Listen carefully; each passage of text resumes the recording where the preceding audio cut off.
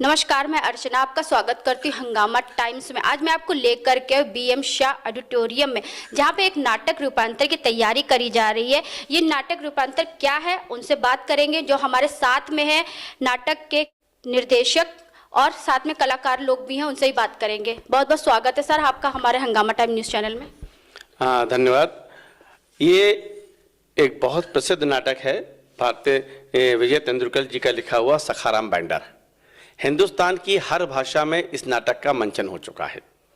आज उसी को हम लोग यहाँ मंचित करने जा रहे हैं। ये करीब 70 से 75 के दशक में लिखा गया नाटक था। उस समय कोई नहीं जानता था कि लिविंग रिलेशनशिप क्या होती है। उस समय राइटर के दिमाग में कहाँ से ये उपज आई लिविंग रिलेशनशिप को लेकर के, और उसने एक नाटक लिखा सखाराम बाइंडर। सखाराम बाइंडर एक मस्त आदमी है जो बाइंडिंग वगैरह काम करता है। उसका ये मानना है कि अगर हम शादी करते हैं, शादी करके अपनी पत्नी को घर लाते हैं, तो ज़िंदगी भर उसके साथ रहने के लिए हम बाध्य हो जाते हैं और वो एक परेशानी का सबब बनता है। इसलिए वो ऐसी औरतों को जो घर से निकाली गई हैं, विधवा हो गई, उनको लाता है और अपने घर में रखता है, और जिसके कारण उसको बहुत परेशानियां होती हैं। इन्हीं परेशानियों के बीच में ये सबक मिलता है कि नहीं, जो पत्नी विधिपूर्वक शादी करके घर लाई जाती है वही घर को अच्छा चला सकती है। इस तरह की लाई हुई महिलाएं अच्छा नहीं चला सकती हैं। ये इस नाटक का उद्देश्य है। तो आपके नाटक में कितने कलाकार हैं? हमारे नाटक में सिर्फ 5 कलाकार हैं। एक खुद सखाराम है और एक उसका पड़ोसी है दाऊद, और 2 महिलाएं हैं जिनको वो अलग अलग लाता है, लक्ष्मी और चंपा। और इसमें एक चंपा कैरेक्टर है, उसका पति है जो कि उससे मिलने के लिए उसमें आता है। केवल 5 लोगों के बीच झूलता ये नाटक है।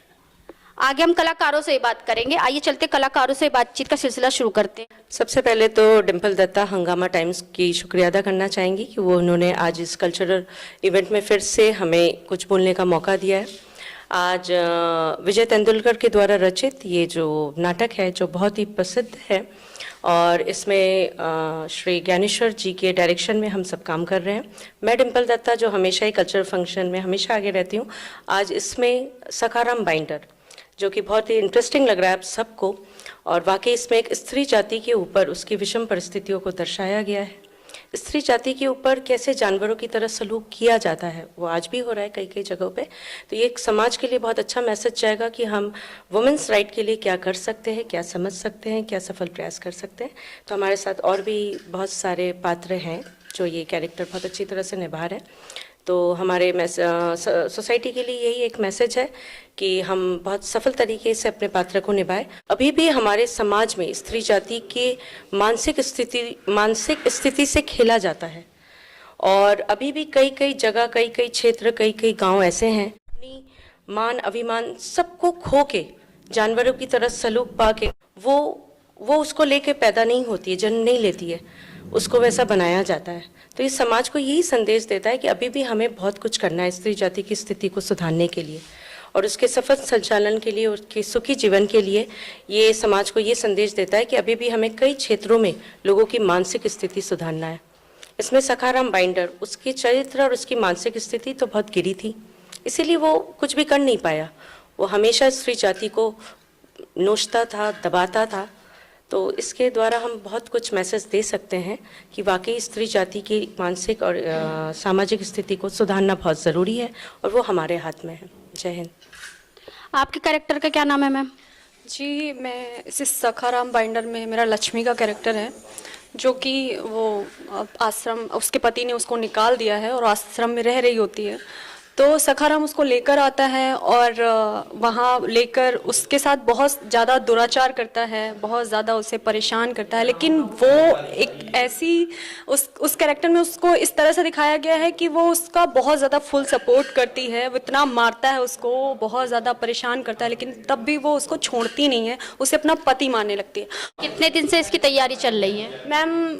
कोई भी प्ले होता है उसमें कम से कम लमसम 1 मंथ तो लग ही जाता है हमें रिहर्सल करने में, और इसके बाद फाइनल फिर हम उसका शो करते हैं, तो 1 महीना। आपके कैरेक्टर का क्या नाम है सर?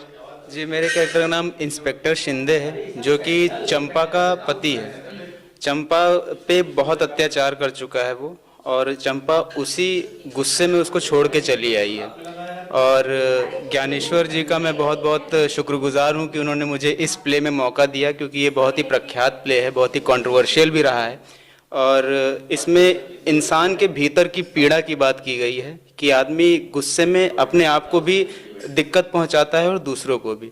तो इस प्ले में ज्ञानी जी के साथ जुड़ के मुझे बहुत कुछ सीखने को मिला और मैं उनका बहुत बहुत शुक्रगुजार हूँ। मैं इसमें करेक्टर कर रहा हूँ दाऊद का, जो कि सखाराम का एक ही दोस्त है पूरे नाटक भर में।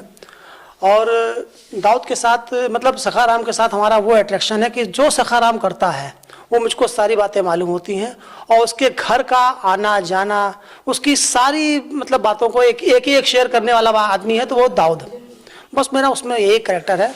और रंगमंच के जो भी कलाकार हैं, शायद ये ऐसा नाटक है कि जिसको करने के लिए हमेशा ललायत रहते हैं। इसमें कोई भी ऐसा कैरेक्टर नहीं है जो किसी से हल्का है, सब बराबर के कैरेक्टर हैं, और सब कैरेक्टर का एक अपना एक इंडिविजुअल एक प्लेटफॉर्म है कि नहीं कुछ करने लायक है। तो ये नाटक बहुत अच्छा है विजय तेंदुलकर जी का, बहुत बहुत शुक्रिया। ये थे हमारे साथ सखाराम बाइंडर के कलाकार, जिन्होंने सब बताया कि ये नाटक रूपांतर जो है किस तरीके से आम जनता को और पूरे देशवासियों को क्या संदेश दे रहा है, क्योंकि हर कहानी कुछ ना कुछ सीख देती है। इसी के साथ मैं अर्चना आपसे इजाज़त लेना चाहूँगी। धन्यवाद।